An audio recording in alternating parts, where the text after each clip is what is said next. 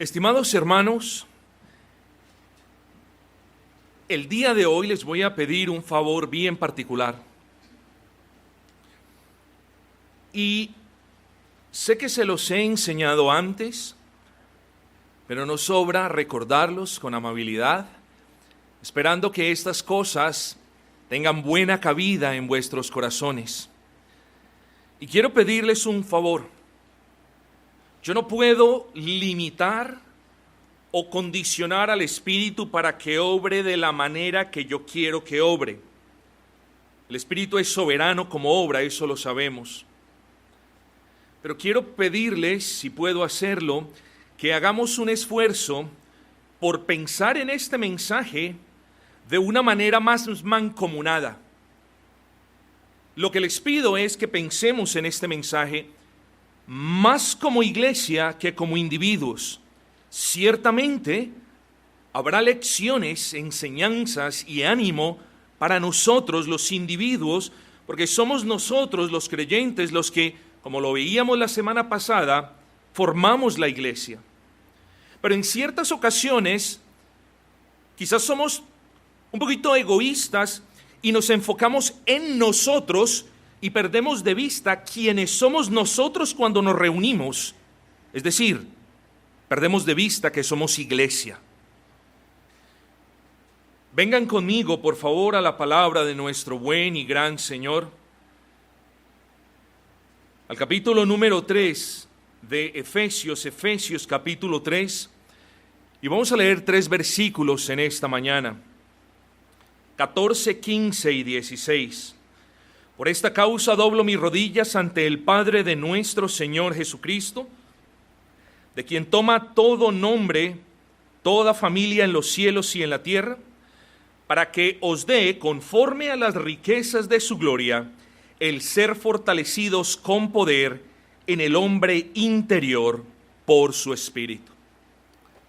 Y el título que nosotros tenemos para el sermón en la mañana de hoy es una iglesia fortalecida por el Espíritu, más que un creyente fortalecido en el Espíritu. Una iglesia fortalecida en el Espíritu y por el Espíritu. Hermanos, hemos considerado quiénes eran los hermanos de la iglesia de Éfeso. De ellos hemos dicho que fueron hermanos bendecidos como ustedes son bendecidos, con toda bendición en los lugares celestiales. ¿Y por qué? Porque estaban en Cristo. Así que no hay diferencia entre ellos y nosotros, porque quienes hemos creído en Cristo también hemos sido bendecidos con toda bendición en los lugares celestiales en Cristo. El apóstol Pablo habla de esas bendiciones casi mencionando algunos puntos del ordo salutis o del orden de la salvación. El apóstol les dice: ustedes fueron predestinados en amor, fueron salvados por gracia, fueron adoptados con un propósito y fueron santificados para la gloria de Dios. Pablo les dice: ustedes son una iglesia caracterizada por el amor del Señor en ustedes y por la unidad que Dios ha forjado en ustedes. De hecho, una de las características principales de esta epístola es la unidad de la iglesia, en el sentido en el que la iglesia neotestamentaria no hace distinción entre judíos y gentiles. Y Pablo se los dice, se los enseña y se los recuerda. Pablo les dice: ustedes son una iglesia cuyo fundamento, cuya piedra angular es Cristo. Son una iglesia, son piedras vivas, nos dice otro apóstol en otro lugar, que están puestas la una al lado de la otra para que juntas formen una casa para el Altísimo, un edificio para el Altísimo, capítulo 2, versículo 21, un templo para el Altísimo y una morada para el Dios de la iglesia. Y eso lo veíamos la semana pasada y obviamente no lo vamos a repetir. Con esto en mente, hermanos, ahora venimos a nuestro capítulo 3. Y antes de que comencemos la exposición, quiero recordarles algo. Aquí en el capítulo 3 tenemos, y esto es algo un poquito técnico, que no es a la vez tan difícil, tenemos una digresión, una digresión. ¿Qué es eso? Es una famosa digresión paulina. ¿Qué es eso de digresión? Es romper el hilo de un discurso para introducir algo que en apariencia no tiene relación con ese discurso inicial. Y ustedes ya van a ver por qué, estimados hermanos. Versículo número 1. Dice: por esta causa yo, Pablo, prisionero de Cristo Jesús por vosotros, los gentiles. Y luego ustedes vuelven a ver casi la misma expresión introductoria en el versículo 14. Por esta causa, no está escrito el yo Pablo, pero podríamos leer: por esta causa yo Pablo doblo mis rodillas. Así que la digresión está entre el versículo 2 y el versículo 13. Si ustedes lo leen, ustedes van a ver como que Pablo cambió el propósito de lo que comenzó a escribir. Lo que sí tenemos que tener en cuenta es que toda la escritura, incluso esta carta y particularmente estos versículos, fueron inspirados por Dios. Así que esta digresión que encontramos aquí es también algo inspirado. No puede decir, no, es que el apóstol se despistó y entonces cambió de tema y por su propia voluntad hizo esto y aquello. No, toda la escritura es inspirada por Dios, aún esta aparente digresión que encontramos. Pero hermanos, ¿cuál es el punto? ¿De qué es lo que habla Pablo en esa digresión? Bueno, eso lo encontramos entre los versículos 2 y 13. Muy pronto ustedes tienen que recordar, este no era el caso todavía en la iglesia de Éfeso, pero muy pronto vendrían aquellos herejes judaizantes que iban a perturbar a la iglesia, que les iban a decir a los hermanos que ellos no podían ser hijos de Dios hasta que se circuncidasen, hasta que cumpliesen con todos los requisitos de la ley ceremonial para aquel entonces ya abrogada, porque Cristo era el cumplimiento de todos esos tipos y todas esas cosas maravillosas que vemos en el Antiguo Testamento. Así que para los tiempos en los que el apóstol escribió esta carta, la ley ceremonial había sido abrogada, pero los judaizantes estaban entrando a las iglesias cristianas, no estaban negando a Cristo. ¿Y qué era lo que estaban haciendo? Les estaban diciendo, es necesaria la circuncisión y la adherencia a la ley ceremonial. Pero, ¿cuál es el punto? Pablo parece que entiende esto, y de hecho creo que lo entiende. Y Pablo habla de algo que los herejes judaizantes estaban ya hablando en muchas otras iglesias. ¿Pablo? Él no es apóstol. ¿Quién lo nombró? ¿Quién lo llamó? Y vemos cómo en 2 de Corintios Pablo hace un esfuerzo grande por defender el llamado que Dios le había hecho. Bueno, algo similar encontramos aquí en este tercer capítulo. Versículo 2, si es que habéis oído de la administración de la gracia de Dios que me fue dada para con nosotros, no era que ellos no hubiesen escuchado. Esta traducción es un poquito desafortunada porque la construcción en la gramática griega suena mejor de la siguiente manera: ustedes leyeron de la gracia de Dios que me fue dada. ¿No es así? Esa es la idea que representa el versículo número 2, más que si ustedes fue que leyeron, como si no lo hubiesen hecho. Por supuesto que lo habían hecho. Pero Pablo habla de algo especial, Pablo habla del llamado que le hizo Cristo para ser apóstol de los gentiles. Pablo fue separado, Pablo fue autorizado y un oficio le fue asignado a Pablo. Esa es la expresión administración de la gracia.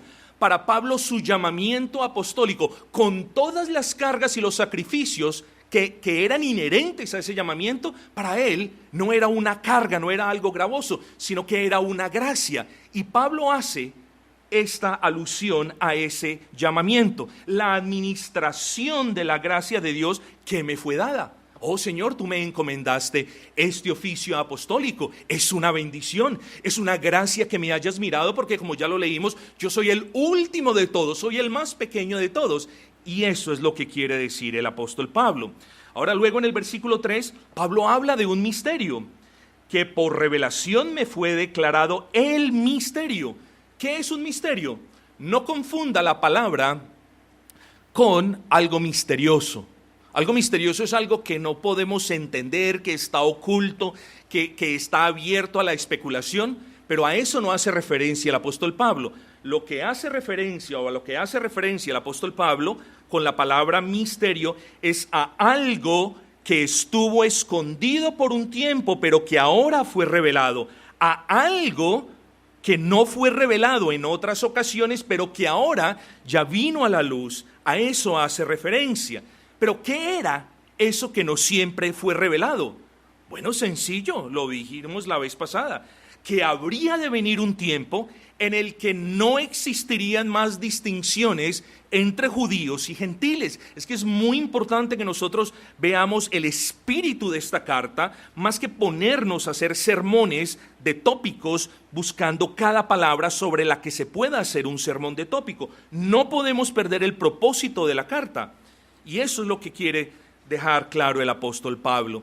Ese habría de venir un tiempo en el que el evangelio de las promesas de la salvación de Dios iba a ser predicado a todos sin discriminación alguna.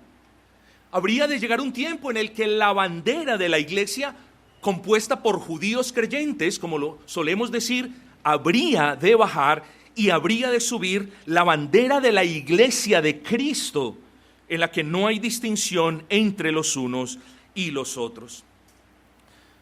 A ese misterio el apóstol llama misterio de Cristo. Esto lo vemos en el versículo número 4. Leyendo lo cual podéis entender cuál sea mi conocimiento en el misterio de Cristo. Mucho cuidado. Este misterio de Cristo no hace referencia a nada misterioso en la persona de Cristo, ni a nada desconocido de su unión hipostática, ni tampoco a cualquier otra cosa que sea difícil comprender de la expiación del Señor Jesucristo. Cuando el apóstol Pablo en el versículo 4 habla del misterio de Cristo, lo que él quiere decir, como ya lo había explicado, es que a través del Mesías los gentiles serían recibidos en el pueblo de Dios, en la iglesia de Dios, con los mismos privilegios que los judíos. Y quisiera yo expandir un poco más al respecto, pero como ya notan, voy un poquito rápido porque si no, no podemos hacer una buena introducción de este texto. Siempre existe la tentación de saltarnos algunas partes, de ir a otras, a las que son de más aplicación, pero ahora, hermanos, es necesario honrar a Dios trayendo la debida explicación. Así que, estimados hermanos, a través del Mesías los gentiles serían recibidos como pueblo de Dios, algo que era impensable años atrás, y eso lo vemos en los versículos 5 y 6. ¿Cuál es el misterio? Misterio que en otras generaciones no se dio a conocer a los hijos de los hombres, como ahora es revelado a sus santos apóstoles y profetas por el Espíritu. Que los gentiles son coherederos y miembros de la iglesia, del mismo cuerpo, y copartícipes de la promesa en Cristo Jesús por medio del Evangelio. Ojo con el versículo 7, mis queridos hermanos, del cual yo fui hecho ministro por el don de la gracia de Dios que me ha sido dado según la operación de su poder. Fui hecho ministro, diferente a me hice ministro. Hermanos, quisiera hablar un poco, veo que soy tentado a hablar de esto, pero no me voy a apartar del camino trazado. Pero ese es el problema que estamos viendo en muchas iglesias. Las personas, varones, se quieren hacer ministros, no quieren estar en iglesias, salen disciplinados de otras iglesias, mal salidos de otras iglesias, pero se van para sus casas a reunir seguidores y luego a llamarse iglesia. Tengamos cuidado. No podemos cortar la tela, toda la tela con la misma tijera. Cada cuestión debe ser examinada a la luz de ciertas circunstancias, pero hermanos, tengan cuidado, porque mayor hay condenación para quienes no siendo llamados se quieren hacer maestros. Entonces el punto del versículo 7 es interesante. Fui hecho ministro. Y de nuevo, para Pablo servir era una gracia y proclamar el evangelio tanto a judíos como a gentiles era su principal tarea. Eso nos dice los versículos 8 y 9. Pero luego venimos al versículo 10, que es un poquito interesante. Y digo interesante porque tiene unas frases que siempre han cautivado a los hermanos a través del tiempo. Para que la multiforme sabiduría de Dios, multiforme, Lo que Pablo está diciendo es que la sabiduría de Dios se ha manifestado de múltiples formas, pero la palabra en el original griego muestra como destellos diferentes de colores. Ya van a entender ustedes por qué. Para que la multiforme sabiduría de Dios sea ahora dada a conocer por medio de la iglesia a los principados y potestades en los lugares celestiales. Hermanos, el punto es resaltar la manera sabia, sapientísima, en la que Dios ha tratado a su iglesia. Y el punto es este, que si bien por un tiempo el Señor quiso que su remanente estuviera segregado entre creyentes judíos y creyentes gentiles, ahora había llegado el tiempo en el que esa multiforme sabiduría de Dios se manifestaría en la iglesia. ¿Pero cómo? Judíos y gentiles viviendo, sirviendo y adorando en completa unidad, en armonía y en paz. Eso era impensable años atrás, impensable bajo todo punto de vista. Pero ahora no. Ahora Dios había manifestado un trato para con quienes creyeran la promesa. Pero el versículo me habla de principados y potestades. ¿A qué hace referencia? Hermanos, no vamos a entrar en esto. Unos buenos comentaristas dicen a ángeles malos como ángeles buenos. Otros, y yo me inclino por este lado, a ángeles que están en la presencia del Señor. Pero el punto es, hermanos, no creo que valga la pena entrar en detalles. El punto de los principados y de la potestad es este, que la iglesia, en palabras de Pablo, tenía un llamado. La iglesia tenía un llamado, y ese llamado era a testificar delante de todo el mundo, incluso delante de los ángeles de Dios, que ahora ambos pueblos coexistían por la gracia de Dios, bajo un mismo techo, en una misma casa, adorando al mismo Dios, con un solo bautizo, y de eso vamos a verlo más adelante. Entonces, mis amados hermanos, no nos ocupemos en mirar qué lado de la historia vamos a tener, si el de los ángeles malos y buenos, como dicen algunos, o si el de los ángeles buenos, como dice la inmensa mayoría, yo inclinándome por ese lado. Y la pregunta es, ¿eso de dar a conocer la multiforme sabiduría de Dios era algo solo para la iglesia de Éfeso? No, mis amados hermanos. Es aquí donde yo los llamo a pensar como conjunto, como iglesia, como colectividad, mis amados. Porque cada iglesia local es llamada por Dios a testificar de la obra de Dios en nosotros. Claro, testificando de la obra de Dios en mí, yo testifico en cierta manera de la obra de Dios en la iglesia. Pero aquí hay un llamado un poquito más general, hermanos. Y es Pablo diciéndole a los hermanos de la iglesia de Éfeso que tienen un llamado ante el mundo, que ellos son o fueron comisionados, fueron salvados con el propósito de revelar el hermoso trato de Dios para con ellos ante el mundo. Y tienen un llamado para que mostraran su gracia a otras iglesias, no pavoneándose y creyéndose la mejor de las iglesias, más bien en humildad y en gracia con otras iglesias, para que ellas vean la gracia de Dios en nosotros y glorifiquen a Dios que está en los cielos. Toda iglesia, desde la primera constituida, cristianamente hablando, que fue la iglesia de Jerusalén, todas las iglesias tenemos este llamado. Pero también, hermanos, conforme a lo que dice el versículo 10, tenemos el llamado de testificar a los ángeles incluso. El pastor ya, pastores, no, hermanos, eso es lo que dice el texto. Pablo está diciendo de que ahora la iglesia debe dar a conocer esa multiforme sabiduría incluso a los ángeles. Los ángeles, hermanos, se maravillan cuando ven una iglesia unida. Los ángeles, los que están con Dios, no cayeron en pecado. Los ángeles se gozan, ellos conocen a Dios cara a cara y le sirven al Señor de día y de noche. Y no sufren cansancio ni agotamiento.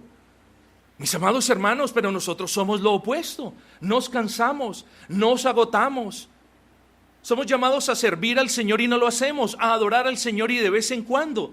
Por tanto, la iglesia es llamada a testificarle a los ángeles de la efectividad de la gracia de Dios en quienes componemos la iglesia. Y muchos comentaristas dicen, y están en lo cierto, y los ángeles se maravillan de ver cómo personas débiles como nosotros hayamos sido rescatadas por Dios para testificar del amor y de la gracia de Dios. Y somos llamados a eso, hermanos queridos, como individuos, sí, pero también como iglesia. No nos desprendamos de este santo llamado que el Señor nos hace en la mañana de hoy.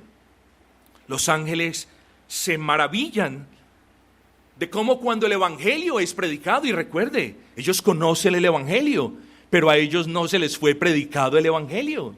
Ellos nunca cayeron en pecado. Digo, los ángeles que están en el cielo, delante del Señor, y ellos se maravillan como personas que se asemejan a ángeles malignos hayan creído el evangelio y hayan venido de las tinieblas a la luz para adorar a Dios y para servirle y para vivir en paz. Ellos se maravillan de eso porque ellos no han tenido esa experiencia. Así que es lo que quiere decir el apóstol Pablo. Nuestro testimonio como congregación debe ser de testimonio, debe brillar delante del mundo, delante de otras iglesias e incluso delante de los ángeles. Pero hay otra cosa, hermanos.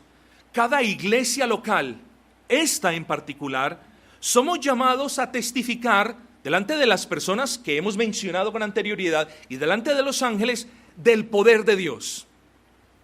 Cuidado. El hecho de que hayan abusado en las iglesias carismáticas, lo digo con respeto, sin burla alguna, Dios me sea testigo, pero el hecho de que hayan abusado de la palabra poder, y este es el poder, y la conferencia del poder, y el día del poder, y vivían en una completa debilidad y en el pecado, el hecho de que eso haya sucedido no nos puede convertir a nosotros en opositores de la predicación del poder de Dios. ¿Por qué? Porque Dios es omnipotente. Y sería una ofensa para el Dios omnipotente, sería un descrédito que su iglesia no andase en el poder que Dios le da. Entienda eso. Así que somos llamados a predicar del poder de Dios en nosotros como individuos, pero también en nosotros como congregación. De ahí, hermanos, la necesidad que la iglesia, que tenemos de ser fortalecidos con poder en nuestro espíritu por su espíritu. Y a eso hace referencia el apóstol Pablo en el versículo 16, para que os dé conforme a las riquezas de su gloria el ser fortalecidos con poder en el hombre interior por su espíritu, en el espíritu por el espíritu. Versículo 11 y 12. Conforme al propósito eterno que hizo en Cristo Jesús nuestro Señor, en quien tenemos seguridad y acceso con confianza por medio de la fe en Él. ¿Cuál es el punto, hermanos queridos? Bueno, ellos ahora tenían a Cristo y estaban en Cristo, por lo que los gentiles ahora, habiendo sido descalificados en siglos pasados por los judíos, miren lo hermoso de este mensaje de consuelo para estos hermanos gentiles. Oigan, ustedes se pueden presentar delante del trono de gracia. Ustedes se pueden presentar seguros y confiados. Así que pasen seguros. Parece que el apóstol les estuviera diciendo, pasen seguros al trono de gracia sabiendo que Dios no lo rechazará. ¿Por qué? Porque ustedes, cuando creyeron en Cristo, ya están en Cristo. Y es imposible que Dios rechace a alguien que está en Cristo. ¿Por qué? Y estoy hipotetizando, si Dios rechaza a un verdadero creyente que está en Cristo, adivinen a quién estarían rechazando. A su propio Hijo, lo cual es un imposible doctrinal, una herejía. Por tanto, nosotros tenemos la certeza, tenemos el gozo, la convicción de que nos podemos presentar delante del trono de gracia, y ese es el punto de ánimo y de consuelo para los hermanos gentiles. Ustedes tienen los mismos privilegios que los judíos. Entren seguros delante de Dios porque Cristo es el mediador, no de ellos solamente, sino de todos. Qué hermoso esto. Entren sin dudar y pidan y clamen, porque Él les dará mucho más abundantemente de lo que piden. ¿Eso no dice el versículo 20? Y a aquel que es poderoso para hacer todas las cosas mucho más abundantemente de lo que pedimos.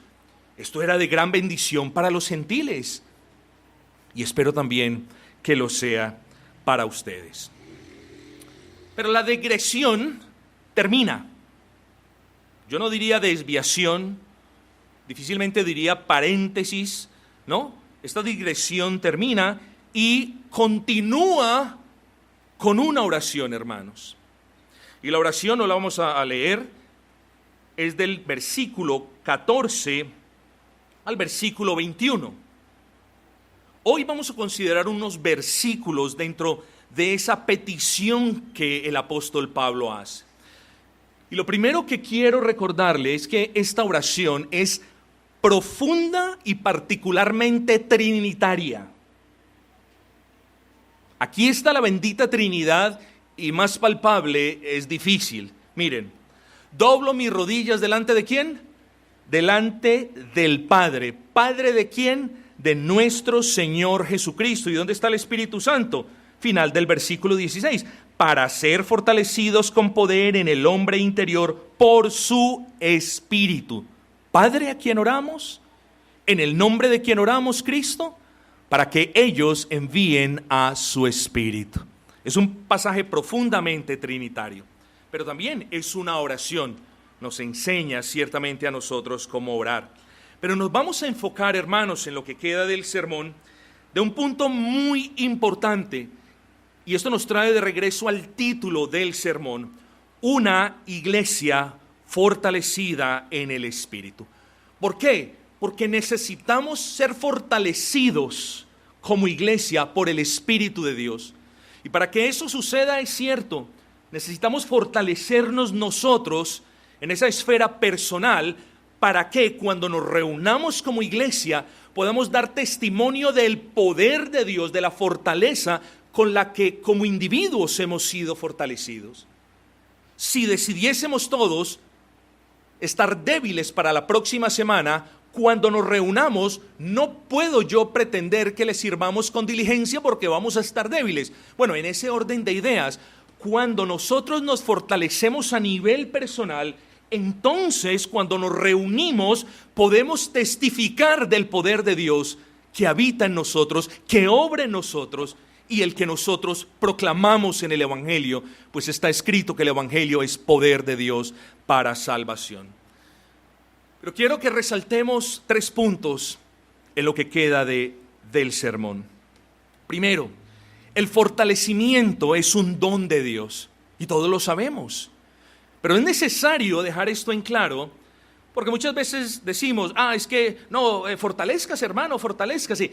Y no quiero dejar pasar esta oportunidad para dejar en claro que es Dios quien nos fortalece.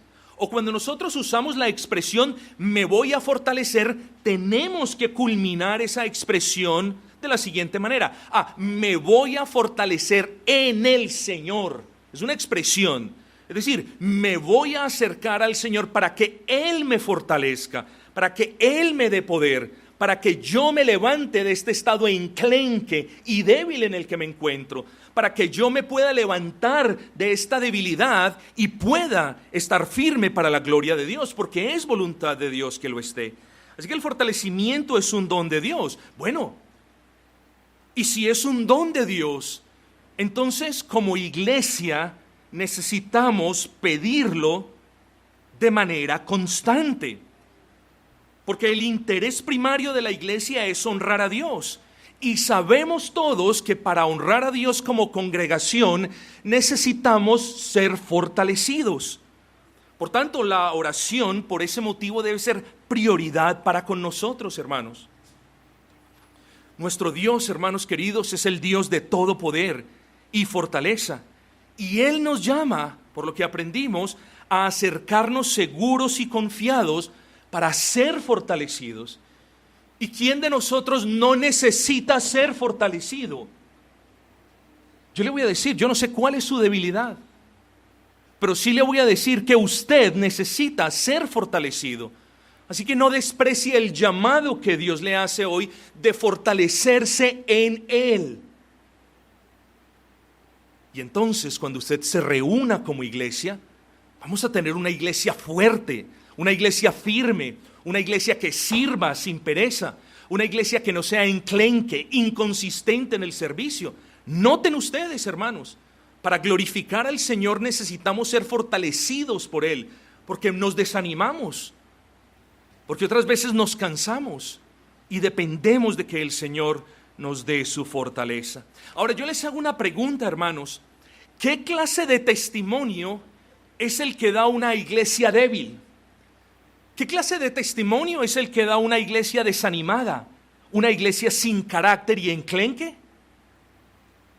Nosotros debemos tener mucho cuidado, mis hermanos. Cuidado de reflejar como iglesia algo que Dios no es. Lo hemos estado recordando en los sermones evangelísticos. Pero como iglesia no podemos reflejar algo que Dios no es. Me explico. Si la iglesia es llamada a reflejar la gracia de Dios y el amor de Dios y la misericordia de Dios y sus demás atributos comunicables, ¿cuánto más somos llamados a reflejar el poder de Dios? Así que cuando lo único que reflejamos como congregación es pereza o debilidad o languidez o dejamiento, ojo que estamos cometiendo un gravísimo pecado. Espero que se haya dado cuenta. ¿Por qué? Porque estamos reflejando algo que Dios no es. Ese es el pecado. Que como iglesia nosotros no reflejemos el poder, la fortaleza de Cristo. Lo aprendíamos hoy, lo leíamos hoy. El fortalecimiento es un don de Dios. El versículo 16 dice, para que os dé conforme a las riquezas de su gloria. Ya sabemos que Dios es el que da. Si Dios es el que da, nosotros le pedimos a Él esto que necesitamos. Pero luego dice, pidan esto, que Dios les dé esto, dice, conforme a las riquezas de su gloria. Hermanos, aquí hablamos de la capacidad de Dios. Es un término extraño para ser adjudicado al Dios omnipotente. La capacidad de Dios para fortalecer a su iglesia es infinita. Dios es infinito, mediten esto, en cada uno de sus atributos, en amor, en bondad, en misericordia, en justicia, en gracia y en poder. Por tanto, no hay límites, no existen límites en el poder de Dios y tampoco en el poder con el que Él pueda fortalecer a su iglesia. Las limitaciones están de nuestro lado y no me lean donde yo no he hablado algo. No piensen que les estoy diciendo la limitación está en ti, supérate. No, les estoy diciendo la capacidad para Dios fortalecer a su pueblo es infinita. Y de ahí nosotros llegamos a la conclusión que una verdadera iglesia cuyo testimonio sea enclenque, débil, inconstante, intermitente, es una iglesia no solamente que está en pecado, sino que de esa iglesia se puede decir que quiere permanecer en pecado, porque un Dios que es omnipotente y que le da poder a su iglesia, es un Dios que necesita nosotros tengamos esto más claro. Piensen en las ciudades de Egipto, hermano, en los tiempos de José, cuando hubo la hambruna.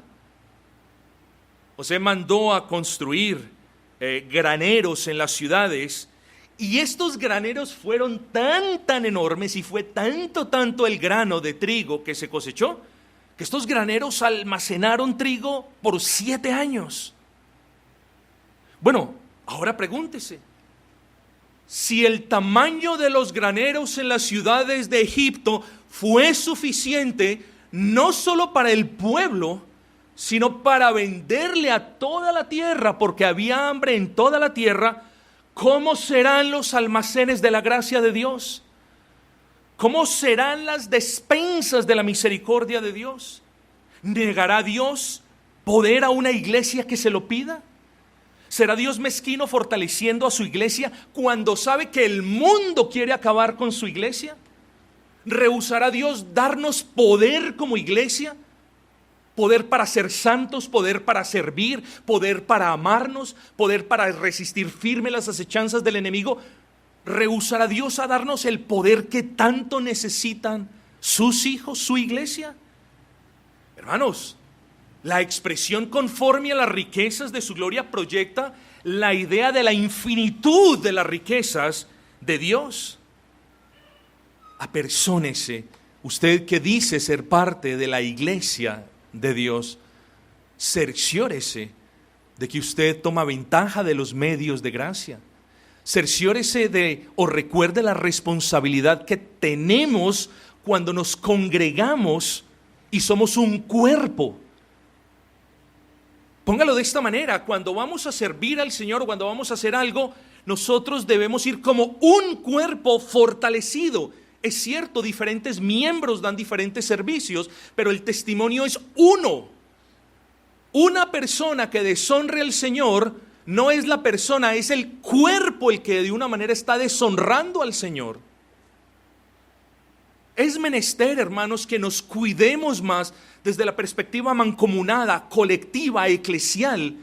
Claro, desde la personal, porque en última instancia la personal está relacionada con la eclesial sin lugar a duda, pero pensemos también en las responsabilidades como iglesia.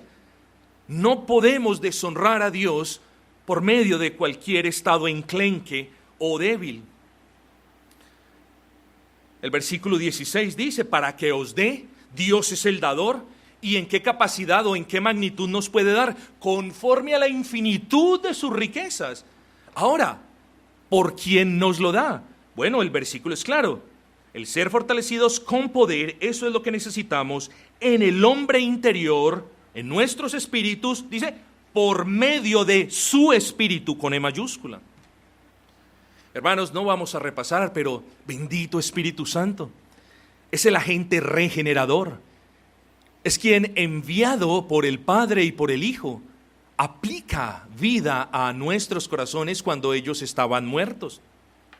El Espíritu Santo es el huésped divino en el corazón del creyente. Por eso ahora les decía, hay mensajes muy particulares para creyentes y hay mensajes muy particulares para iglesias.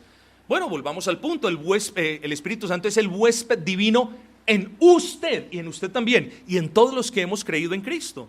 Segunda de Corintios 1:22 nos dice: Dios nos ha dado las arras del Espíritu en nuestros corazones. Dios nos ha sellado con el Espíritu, hermanos. El Espíritu Santo es nuestro huésped, nuestro cuerpo es el templo del Espíritu. Así que no solamente pensemos en el Espíritu como el agente regenerador, sino como nuestro huésped, pero también es el huésped de la iglesia. Eso nos lo dice en el versículo 22 del capítulo número 2, en quien vosotros, hablando de la iglesia, también sois juntamente edificados para morada de Dios en el Espíritu. Noten ustedes, hermanos. Pero el Espíritu Santo también es el agente santificador. Ojo con eso. Es el agente santificador. Y lo es en la siguiente manera: somos santificados por Dios por medio de su Espíritu, para que la iglesia sea santa para su Espíritu. ¿Lo entendieron? Somos santificados por Dios por su Espíritu. ¿Para qué? Para que nosotros, la iglesia, seamos una casa santa para el Espíritu de Dios, hermanos. Hermanos, pero el Espíritu Santo, además de ser el agente regenerador, además de ser nuestro huésped personal, además de ser el huésped de la iglesia y además de ser el agente santificador, el Espíritu Santo es el agente fortalecedor. Eso es lo que nos está diciendo este versículo 16. Él es el agente fortalecedor. Ahora, ¿cuál es su función como el agente fortalecedor? ¿Cuál es su función como ese agente fortalecedor? Bueno, yo se lo pongo de esta manera en aras de la brevedad. De la misma manera como en la regeneración, el Espíritu Santo aplica la gracia salvífica de Dios para que nosotros nos acerquemos a Cristo así también en la santificación.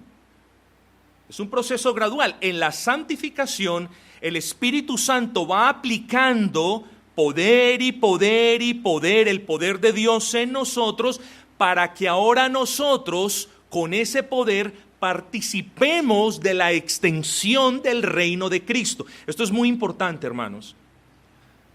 Repito, porque si el Espíritu Santo como agente vivificador, si Él nos inyectó la vida y la gracia para que nosotros entonces viniésemos a Cristo pidiendo perdón en su nombre, si eso ya lo hicimos, ahora en la santificación Él inyecta poder, el poder de Dios, ahora para que nosotros vengamos y participemos de la extensión del reino del Señor. Lo uno nos traía a Cristo arrepentidos, y lo otro, como lo cantábamos en el himnario, que estemos firmes para participar en la proclamación del Evangelio, en la extensión del reino. Así que, querido hermano y hermana, cada uno de ustedes como creyente tiene responsabilidades personales y familiares, pero que no se nos olvide que como iglesia, mis amados hermanos, somos fortalecidos por el Espíritu. Ahora miren el texto y nos acercamos hacia el final. Para que os dé conforme a las riquezas de su gloria, el ser fortalecidos con poder en el hombre interior por su Espíritu. Es necesario que esta iglesia sea fortalecida con el poder de Dios. Con el poder de Dios, para que como iglesia estemos firmes contra la tentación. Hay veces no podemos entender eso. Hay veces dimensionamos la tentación a un nivel personal, pero no es así. La iglesia también tiene tentaciones mancomunadas. Una de esas tentaciones es minar el fundamento sobre el que fuimos edificados. Muchas iglesias tienen esa tentación. No, pastor, esas son otras iglesias. No, queridos hermanos. El día que ustedes vayan a Inglaterra, encuentran templos que sirven hoy día para estaciones de bomberos y sobre todo para bares, cantinas y lugares de concierto. Y fueron iglesias firmes que proclamaron el Evangelio desde 1730, incluso desde un poquito antes, pero que hoy ya no son iglesias. ¿Por qué? Porque tuvieron la tentación, quizás pasaron por etapas difíciles y tuvieron la tentación de empezar a cambiar los fundamentos, es decir, las doctrinas sobre las que ellos fueron edificados, y hoy se acabaron. Ya no queda sino el templo, muy bonito, eso sí, muy bonito, pero no queda de la iglesia nada. Así que la iglesia tiene tentaciones, y si no estamos fuertes es muy fácil ceder a esas tentaciones. Otra de las tentaciones grandes de la iglesia es la desobediencia de los mandamientos. Esa sí que es una buena tentación, o una tentación grande. Pastor, es que el domingo es el único día donde podemos tener tiempo para la familia. Y entonces llega el pastor. Sí, es verdad. No, hagamos los servicios el sábado mejor. El sábado. Está la tentación de que si el pastor no cede ante una demanda de algunas personas, las personas se van a ir. Hermanos queridos, que se vayan, pero debemos estar firmes para no violar la ley del Señor. Otra tentación, pastor, es que nos estamos quedando como muy apartes de todo. La tentación es que de repente Cristo no es nuestro todo, nos sentimos un poquito como aparte de otras iglesias, entonces está la tentación. Pastor, mejor desbastemos estos muros de doctrina, estos muros que nos han protegido, mejor desbastémoslos para poder darle la mano a otras personas e instituciones. Eso es una gran tentación.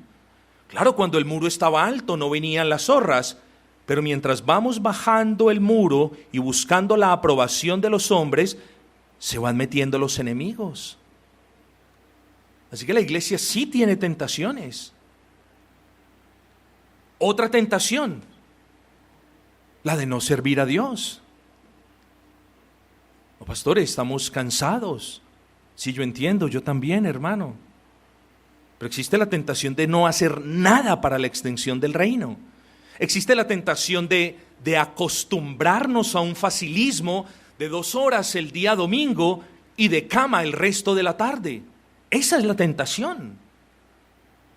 Pero la iglesia, para evitar caer en esta tentación, se debe fortalecer, estimados hermanos. Así que sí hay tentaciones y necesitamos el poder de Dios para no ceder ante estas tentaciones. Pero necesitamos el poder de Dios en segunda instancia para estar firmes contra la arremetida del error y de la mundanalidad. Hermanos, el error y la mundanalidad han arrasado con miles de iglesias a lo largo de la historia. ¿Y cuáles han permanecido? Aquellas que se han fortalecido en el Señor y que han sido fortalecidas por Él con el poder de su fuerza. Hermanos, el error ataca a las iglesias y la mundanalidad quiere entrar por las puertas de la iglesia, acabar con todo lo que se ha edificado para la gloria del Señor. Solo una iglesia firme y fuerte puede resistir la arremetida del error, hermanos. Una iglesia débil y enclenque le va a abrir las puertas a la mundanalidad en cualquiera de sus formas. Tengamos cuidado. Y espero que ustedes ahora estén dimensionando la responsabilidad que tenemos como iglesia. No solamente como individuos, sino como iglesia. Una iglesia con poder es una iglesia que resiste el error, que lucha por la verdad y que no se vende al mundo. Hermanos, y Dios no nos salvó para que seamos una guarida de Satanás, ni una sinagoga del demonio. Dios nos salvó para que seamos una casa santa, limpia para la gloria de su nombre. Dios no estableció los fundamentos de los apóstoles y de los profetas para que luego las paredes se fuesen derribando. No, Dios nos estableció sobre los fundamentos, las doctrinas inspiradas por Dios a través de los apóstoles y de los profetas para que nosotros estuviésemos firmes, hermanos. Y firmes tenemos que estar. Porque no quiero dramatizar el sermón, pero la iglesia en estos últimos días tiene que dar un mejor testimonio de Cristo. Pero una iglesia débil no lo va a hacer. Una iglesia enclenque no lo podrá hacer. Pero tercer punto, la iglesia necesita ser fortalecida con el poder de Dios por su Espíritu para soportar el rechazo y la persecución. Cuando una iglesia firme, fuerte, proclama el Evangelio, defiende la verdad y ama la santidad, sus enemigos abundarán incluso dentro del círculo de aquellos que también se llaman cristianos. Hermanos, y no nos podemos sentar a llorar porque otros nos rechazan. Eso es debilidad. La iglesia, pese al rechazo por estar agradando a Dios, debe continuar levantando el pendón del Evangelio y debe continuar esforzándose por servir al Señor. Hermanos, si el rechazo se produce cuando yo como pastor o ustedes o nosotros como iglesia no hacemos lo que otras quieren que nosotros hagamos o digamos, vamos a ser rechazados. Y debemos estar firmes, hermanos, para cualquier tipo de rechazo y persecución. Pero debemos estar firmes para honrar a Dios en las pruebas. Dios prueba a las iglesias. De la misma manera como lo prueba a usted y a todos, Dios prueba a las iglesias y no puede existir ni una sola iglesia que no haya sido, que esté siendo o que vaya a ser probada. Las pruebas son duras, pero dicen algunos ingenieros que cuando la edificación es fuerte y firme y ha sido bien cimentada, los movimientos de tierra solamente le ayudan a asentarse mejor. Pero debemos estar firmes, fortalecidos con el poder del Señor. Una iglesia fortalecida en el poder de Dios, por el Espíritu de Dios, no importa cuán duramente sea probada, siempre saldrá victoriosa para la gloria de Dios. Pero necesitamos, estimados hermanos, estar firmes para servir en la extensión del reino. Y volvemos al punto. Una iglesia débil y enclenque es de poca utilidad para la extensión del reino de Dios. Y les hago la pregunta, ¿quiénes, si no las iglesias de Cristo, somos responsables de proclamar el evangelio de Cristo, extendiendo más y más el reino de Dios? Mientras que usted tiene el derecho de reposar cuando está cansado, la iglesia no lo tiene, hermanos. Qué cosa más curiosa. Mientras que usted, estando cansado, tiene todo el derecho de reposar, la iglesia no se puede dar el lujo de reposar. La iglesia tiene que estar fortalecida en el poder del Señor. Oremos pues al Señor, querida iglesia, para que Él nos conceda el don de ser fortalecidos con su poder. Y pidámosle que nos fortalezca, porque su capacidad para fortalecernos es infinita. Y fortalezcámonos en su poder, en el hombre interior. Entre más poder Dios nos conceda por su gracia, 1, más podremos hacer por su causa. 2, más podremos proclamar el evangelio. 3, más podremos defender la verdad. 4, mejor podremos resistir las arremetidas del mundo. 5, más podremos hacer algo o todo para la gloria de Dios. Y entre más poder Dios nos dé, más estamos testificando de la persona y del poder y de todos los atributos de aquel Dios que nos salvó. Así que, querido hermano, fortalezcas en el Señor y en el poder de su fuerza. Que su espíritu gima a Dios para que Dios en su espíritu le fortalezca. Pero como iglesia no se nos olvide de estas cuestiones que hemos mencionado. Porque sin el poder de Dios no podemos resistir el error, no podemos servirle a Cristo, no podemos sobrellevar el rechazo que tenemos por ser fieles. Pidamos pues que el Señor nos dé poder como individuos, pero también que fortalezca nuestra iglesia. Quiera el Señor que así sea.